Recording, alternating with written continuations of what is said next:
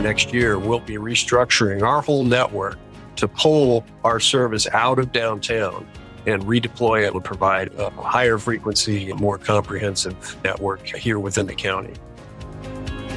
This is Transit Unplugged. I'm Paul Comfort. Good to be with you on another edition of the world's leading transit executive podcast, Transit Unplugged. In depth this week with the CEO of Community Transit in the state of Washington in the United States, Ric Ilgenfritz. Thank you so much for being with us today as a guest on our podcast. It is great to be here, Paul. Thank you. Yeah. It was, you've got a lot going on there in your operation. I know a pretty big size operation. And so we're happy you could take a little bit of time today to share with us some about your system, the ideas you're working on, the projects you've got going on, and what the future looks like for community transit there. First off, tell us a little bit about your system, Ric. Give us kind of a scope of what you do there, the type of services, how big it is, number of vehicles, drivers. Give us the inside baseball talk. Sure. Well, Community Transit is a great organization because we have a little bit of everything. We have a really unique service territory, 1,300 square miles in Snohomish County, Washington, which is the county just north of Seattle. So we have the North Corridor suburbs as you go up the Interstate 5 corridor out of Seattle. We have some compact, dense urban markets. We have some long distance rural services out toward the mountains and out toward the sound. We have a lot of commuter express services in and out of Seattle. So it's really an interesting mix of services. And at the core of it, we have an active bus rapid transit capital program and 2 operating BRT lines today. So it's fun. We augment that service, of course, with paratransit, with some contracted service on the commuter side. And we are experimenting as we speak with some demand response services. So, Ric, Community Transit, what's the jurisdiction that it serves?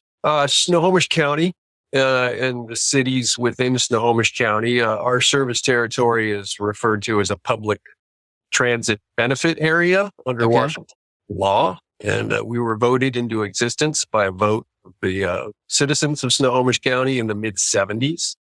So we have a number of small, medium, and large suburban cities north of Seattle and around the city of Everett in Snohomish County.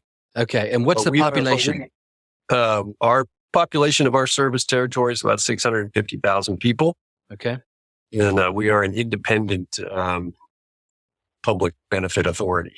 Aha. So how does that work? Do you have a board of directors that are appointed by local political jurisdictions?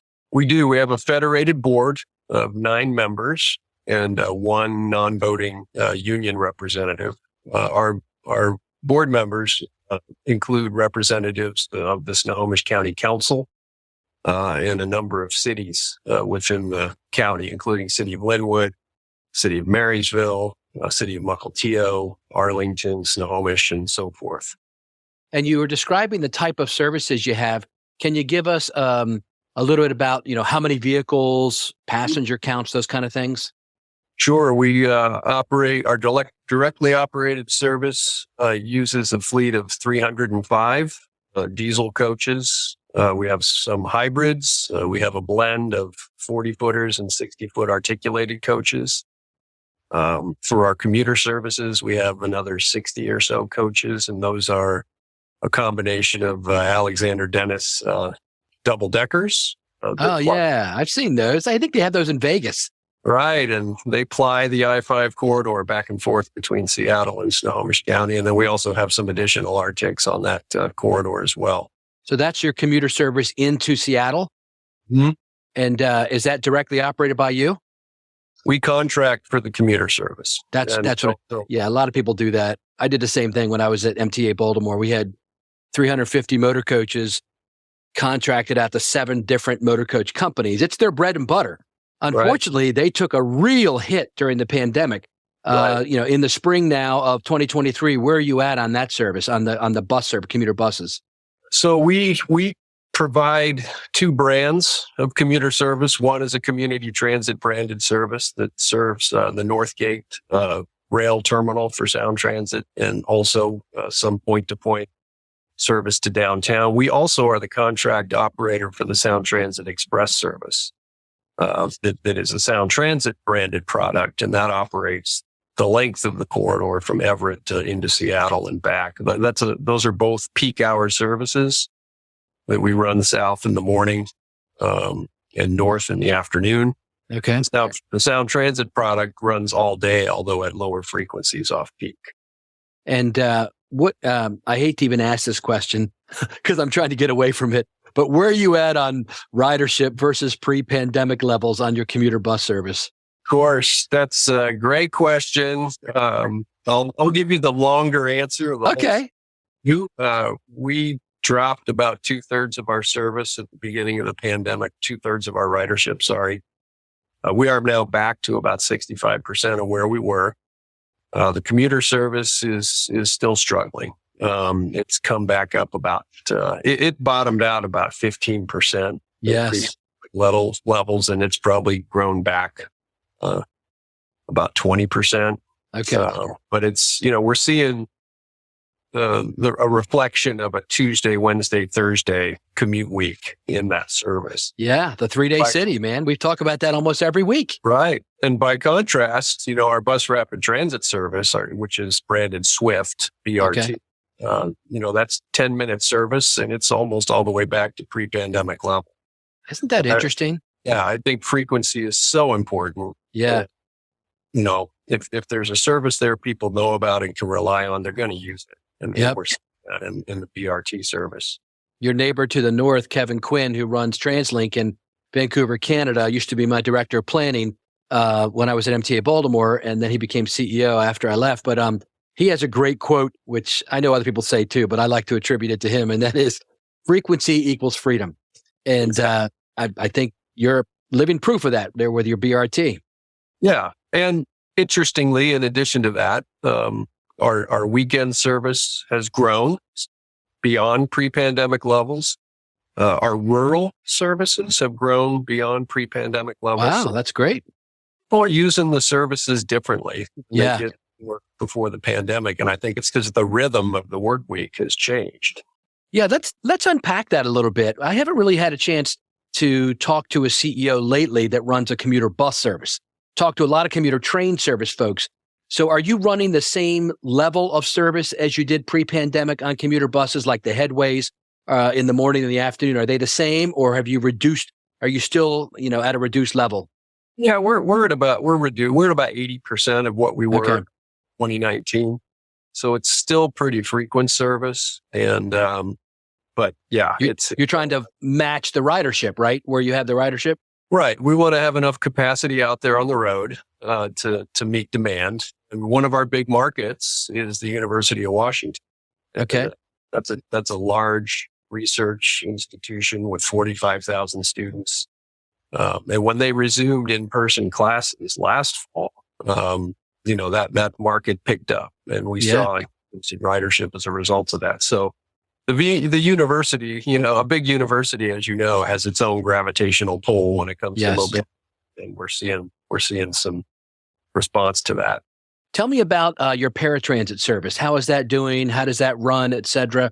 To me, and I think you would agree, Ric, the people that need service the most, need to have really top-notch service for them. I've spent a lot of my career working in the disability community, and I'm always concerned that, because the costs are so high to operate that curb to curb, and many cities are doing door to door service, that is an obvious choice when we hit that fiscal cliff, even though it is a civil right. And so I'm always interested to see how cities are handling that. Well, it's interesting. You're well aware of the effects of the labor market on transit in general. Yes. And we've seen that in paratransit service here in particular. We contract for that service through TransDev. We've maintained that service throughout the pandemic. We did see a decrease, like everybody else, in patronage and utilization, but it has started to come back up. And our contractor does a great job, but they struggle with recruitment and retention, just like every other agency. So, the good news there is we're pretty well resourced. We're sales tax dependent. And aside from, April and May of 2020, the sales tax really rebounded and has performed super robustly ever since. So we've had the ability to respond on the resource side to make sure we keep that service available and on the road and there when people need it. But as with all of our services, it's an everyday push to recruit and retain personnel. Yeah. I've asked a lot of people about that question. In Baltimore, my old hometown, the head of paratransit, Josh there, has switched to a brand new reimbursement methodology for the contractors that I've never seen before anywhere else in the country. I went and had lunch with him a couple months ago. I wanted to dig into it with him to see how it was working. Get this, instead of reimbursing the contractors like Transdev or MV, those companies like that, Keolis, National Express, RETP Dev, instead of per revenue hour, which is how most people do it, he's changed the reimbursement methodology to per full-time employee that they provide. So they've pulled out all the stops to bring in all their recruiters and make sure that all the slots are filled, because it's the old saying, follow the money. And so if that's how they're reimbursed, that it just the nature reports a vacuum or whatever you want to call it. And they have fully staffed. And you know what his on-time performance now is? 96% on-time performance. Now, as you know, you pull that one way and then productivity may suffer. But they have made a decision at the MTA in Baltimore, as I understand it, that they're going to focus on the customer. And they do have the resources, as you mentioned, you do, to cover those costs. And so they're going to focus on, we need drivers so that we can make sure that we don't leave anyone behind and that we improve our on-time performance. And they've done it. Tell me about your budget, Ric. You mentioned many people may not realize it, but in 2 weeks, I'm going to have a compatriot of yours on the show who I've already interviewed prior to interviewing you, Tom Hinkson, who's head of Everett Transit. And he was telling me how that they have a sales tax, but it's less than percentage-wise what you get in the overall county, Snohomish County. So tell me about your funding, your budget, and how all that works. Sure. So we're funded by a sales tax that is 1.2 cents on the dollar. And that's our primary revenue source. Okay.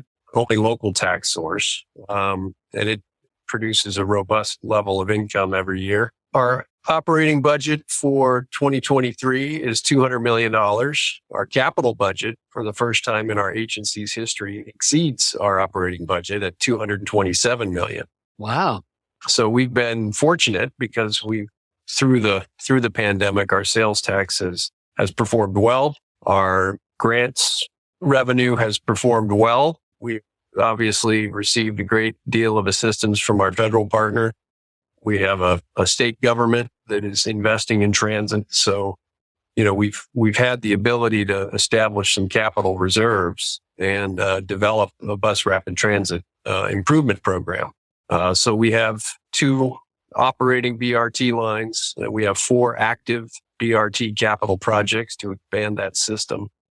And while I'm at it, we're also in the midst of our zero emission feasibility study. And we've been able to establish a reserve to support our eventual updated fleet plan. So, we've been very fortunate to be able to partner with the federal government, with FTA and the CIG program. We do very well in the competitive area for RAISE grants, for, Tiger grants before that. Right. Through the competitive processes administered by our MPOs.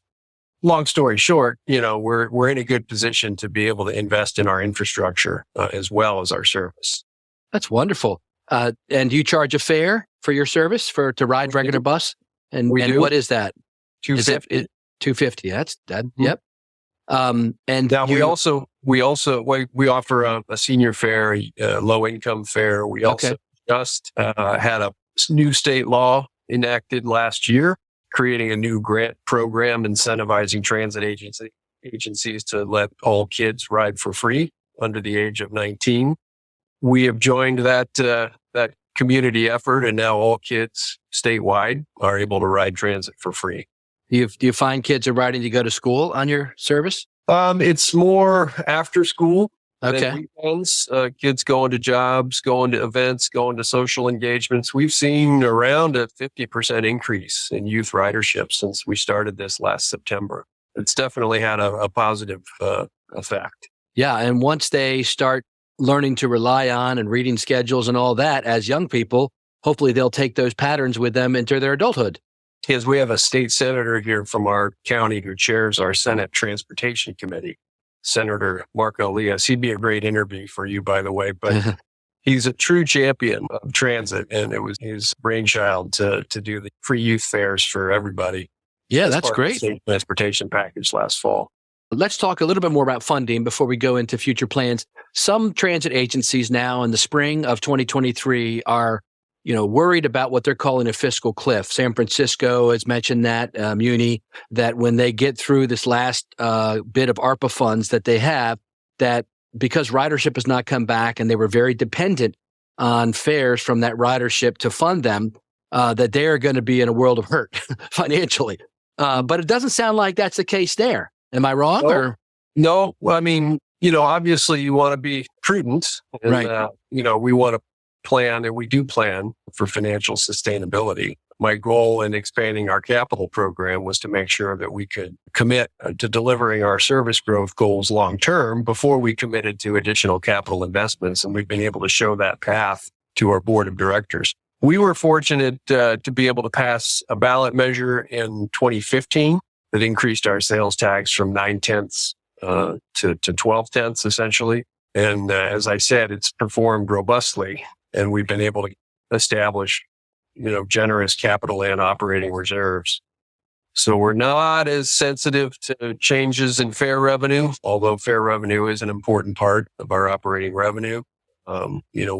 This year we have a 6-month operating reserve, for example. Oh, that's great, Ric. Congratulations. That's really good fiscal stewardship. Yeah. Well, knock on wood, right? We're as dependent on the business cycle as everybody else, and the sales tax is a fickle partner. We've just been fortunate for the last few years to see it perform very well.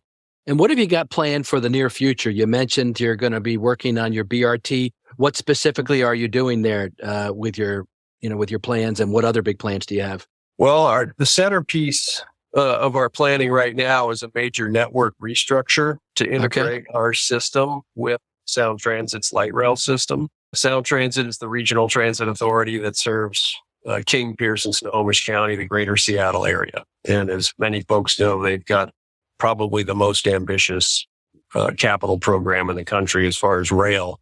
They're spending about $2.5 billion to bring light rail up into Snohomish County with a terminal at Linwood, which is one of our largest cities. So in the fall of 2024, next year, we'll be restructuring our whole network to pull our service out of downtown and redeploy it within the county to provide more coverage and more frequency and connections to 3 of those 4 new light rail stations. So that's a really ambitious undertaking that is going to affect all of our passengers. And we're very excited about that. We put about 30% of our service hours into King County and downtown Seattle. And we're going to pull that service back into the county, let Sound Transit take over that load and be able to provide a higher frequency, more comprehensive coverage network here within the county. So that's thing one. And at the heart of that network, Paul, is our bus rapid transit program. Okay. I mentioned we have the 2 operating lines today, the green line and the blue line. We also have a CIG funded 3rd line under construction today, and that's the orange line. Will that be dedicated lanes and all that? It's business access transit lanes. So it's curbside bus lanes with, access right in, right out for businesses and employers. So it's pretty good. Pretty reliable. We had the FTA administrator, Nuria Fernandez, out for a groundbreaking last spring. And we're hoping to have her come back out again next March when we open that line. She's great, really getting out. I mean, she's seems like every other week she's out at another ribbon cutting or something. It's awesome. Yeah. Oh, she's just such a great champion for the industry and for the federal partnership. And but having run a transit system, she's one of us. And so she gets it. Yeah, exactly. We also have a 4th line under development in planning that we expect to take into project development next year. That's the Gold Line, and that goes up into our North County area. And then we've got 2 extensions in development, an extension of the Blue Line. That'll take us down to one of the light rail stations. And then our green line, we're extending down into Bothell to connect with Sound Transit's bus rapid transit network in East King County.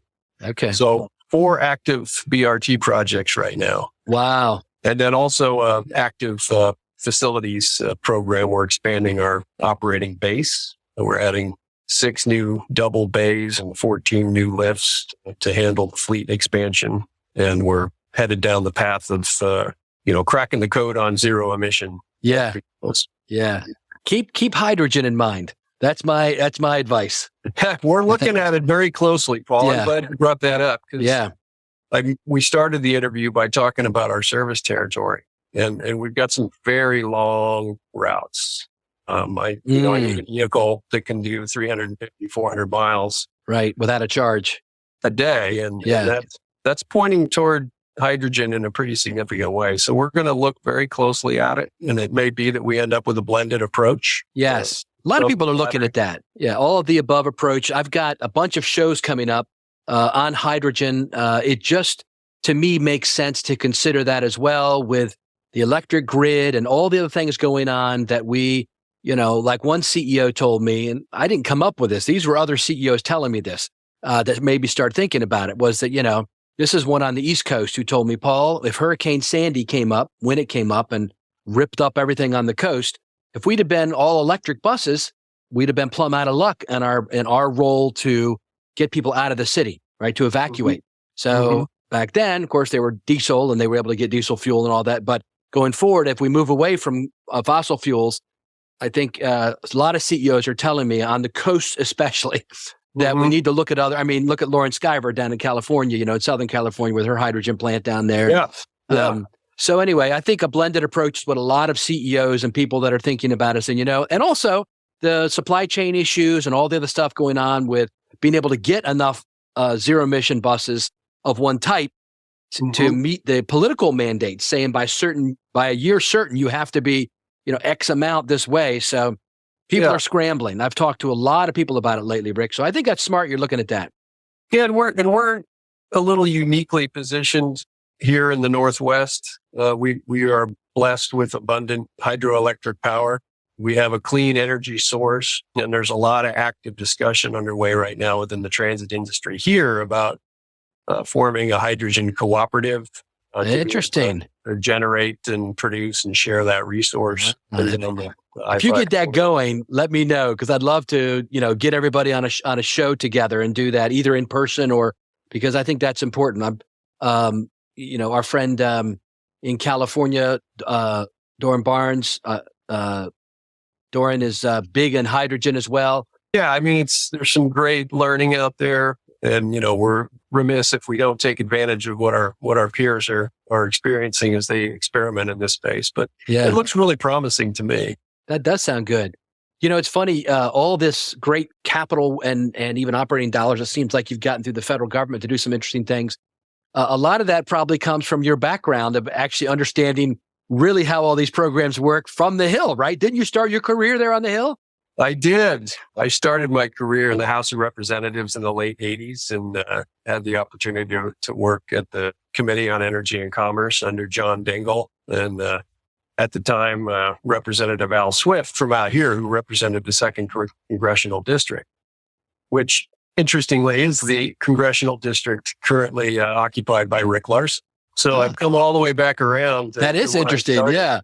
Because he's our congressman here in Everett. And explain to everybody else his role now. Right. He's the ranking Democrat on the House T&I committee, and he had a major role to play in the development of the bipartisan infrastructure law and the Inflation Reduction Act. And now he's obviously very focused on overseeing implementation of those policies. So he's just been such a tremendous partner for us here, but also transit nationally. Yes. And I would be remiss if I didn't point out that he himself is a bus rider and a transit user. So that's great. Yeah. Anyway, so I started way back when on the House Energy and Commerce Committee, and that committee had jurisdiction over rail. So I got involved in Amtrak capital and operating expansion, Northeast Corridor. We authored the first high-speed rail authorization act, and then went on to work in the Senate for 6 years for Senator Murray. had an opportunity to support her in her first term in the 90s. And then I made my way back home here into the Northwest with my wife. We had our first child, and I landed at Sound Transit, the aforementioned Sound Transit, where I spent 17 years working to plan expansion of their system. Yeah, you're on the other end, the receiving end of it, as they came up, right? Oh, that's interesting, So, Ric. Yeah. Now I'm up north and working with them to complete the regional vision up here in the north part of our metropolitan area.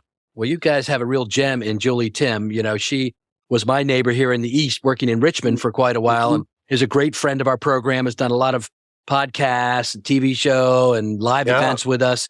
And she has got a great vision. She told me about that light rail line coming up into your community. So it's really interesting to hear from your perspective. I'm very excited for the work that's happening there in the Pacific Northwest. That's why we're doing 2 back-to-back shows. So your show will be on, and then 2 weeks later, Tom Hingston's will be on from Everett. And I think it's a great, you got a great, and I didn't even know your congressman was the ranking Democrat on the House T&I committee. That's amazing. Exactly. Yeah. And Senator Murray on the Senate side is chairing the Appropriations Committee, and Senator Cantwell is chairing the Commerce Committee. So we're really well positioned to partner with the federal government and innovate and try some new things and really be the test bed for some of these new policies. That's wonderful, Ric. Well, hopefully sometime in the next year or two, I can get out there and see it with my own eyes and meet you there and tour some of the operations there. It sounds like a wonderful place. Yeah, we'd love to have you out and give you a ride. Thank you. Yeah, I was out there for the APTA conference, of course, and but was all tied up with what was going on there. Didn't get out too much, but you've got some wonderful people there. Yeah, I'll be visiting with Michelle and Julie tomorrow, in fact. Oh, well, tell them I said hi. I will do that. It's a great group, as you mentioned. We meet monthly as a group just to compare notes and coordinate our efforts and make sure our staffs are collaborating. And it's, we're very fortunate to be here and have this community of common interests. Yes, that's wonderful. Well, Ric, thank you so much for being our guest today. I think you are sitting on prime real estate for exciting things happening in public transportation over the next 5 years. Maybe some of the best news I've heard in the last year or so, talking with CEOs. You've got a very positive environment with the funding you need, both from the feds and locals. It shows you the value of having a dedicated sales tax where you don't have to go and kind of hat in hand every year to the legislature and like a lot of transit agencies do. So you're set prime for success. And with a leader like you in place who understands, what's happening on the Hill as well as locally, the people there in Snohomish County are well served. Thank you for being our guest today. Thank you, Paul. Thanks for reaching out. And like I said, let us know when you're going to be out here and we'll give you a tour. Awesome. Hi, this is Mike Bismeyer, Transit and Kindness Advocate, and this is Mike's Minute, where we talk about mentorship, leadership, and kindness with the hopes it'll inspire you to pay it forward. Wow, there's a lot to talk about after the most recent Transit Unplugged live from the Think Transit conference in Nashville, with our industry leaders leading once again. The leadership tidbits that were covered by the inspiring leaders directly align with mentorship, leadership, and kindness. A few of the inspiring comments that I heard were particular to the workforce deficit and recruiting discussions that continue to go on in our industry, and are very relevant to the work that I'm doing with the young emerging leaders within CUTA in Canada. Staffing, supply chain funding, but somehow getting in front of the youth and the next generation of our workers. I think the issue of identifying talent and amplifying the message that there are many jobs beyond just operators and schedules in transit is something that was hit on by all the leaders at Think Transit. There are skill sets we need at every level. Leaders like to discuss these. There's multiple things that are on the hot plate: diversity, low emission, rider behavior, politics, mentoring, board relationships, all those skill sets. We need to get our young leaders to understand we need them. How much do we need them? They are the future. Let's get them on board. Transit is kind by nature. I think it's another direct parlay. And the mentorship of these leaders that come to the Think Transit conference and all the Unplugged podcasts and share this information is truly inspiring and continues to help us with the recruiting efforts. Thanks for listening. Have a great week. Kindness is cool. Thank you for listening to this week's episode of Transit Unplugged in depth with our special guest, Ric Ilgenfritz, CEO of Community Transit in Snohomish County, Washington.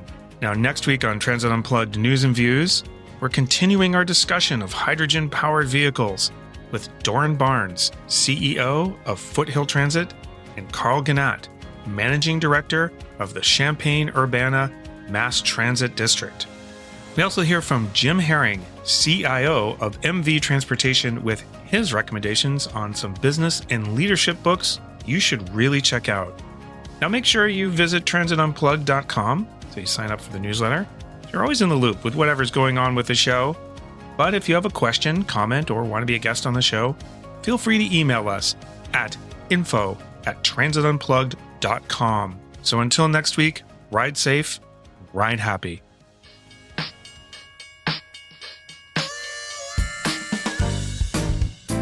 We hope you're enjoying this episode of Transit Unplugged, the podcast. How would you like to see behind-the-scenes footage of the agencies that Paul visits? Then be sure to check out the new Transit Unplugged TV on YouTube, where transit evangelist Paul Comfort dives into the culture, the food, and the transit of major cities around the world. You'll see the operations control centers, how maintenance shops work, and the latest innovations taking place at agencies around the globe as we work together to improve the lives of our transit riders and our communities. Be sure to subscribe to Transit Unplugged TV on YouTube or at transitunplugged.com.